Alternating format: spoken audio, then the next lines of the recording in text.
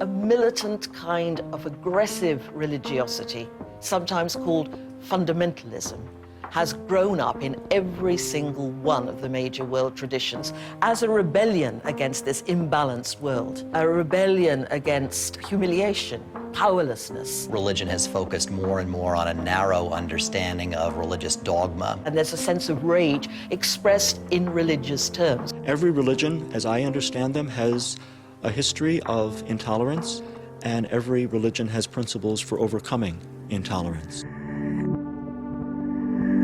I want people to hear the compassionate voice of religion. I want to change the conversation and bring compassion to the forefront of people's attention. Compassion is at the heart of my religion. And religion, when it's done in a healthy way, should enhance that. It's recognizing each other's humanity. It's realizing that it doesn't matter if they're Jewish or Christian or Buddhist or Hindu or Islamic, is that they're a fellow human being, that they're suffering, and that that's avoidable. As a Muslim, you have to submit to the will of God, and submitting to the will of God means that you have to be compassionate and kind to your fellow human beings. That which is hateful to you, don't do to your fellow. Love thy neighbor as thyself. I am thy God.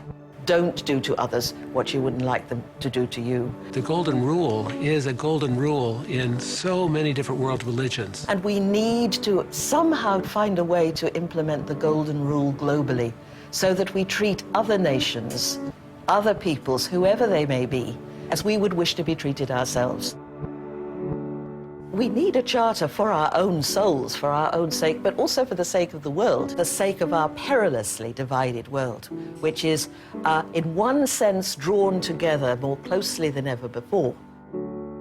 The world will be invited to make their own contributions, make their own comments, tell their own stories about compassion or the lack of it. The bus was rounding a hairpin corner and was suddenly sheared in half by a logging truck. I had broken my back, my pelvis, all my ribs. I had collapsed lungs and major internal injuries. At that point, a young man, not a doctor, not even a nurse, came and sewed up my arm with a needle and thread. And he saw the need, and this young man saved my life. And that man took off his leather jacket, took off his sweater, and then took his shoes off in the middle of the street, removed his socks, and gave them to the naked man. And both of them began to cry because it was such a moving experience that this little black lady grew these tomatoes and gave them to someone she didn't know, purely out of a sense of love. I remember she sat with me while I cried, feeling this just unconditional compassion. It felt like I was drinking fresh water. And that social worker fought for me to be able to stay in school. And from there, my life evolved.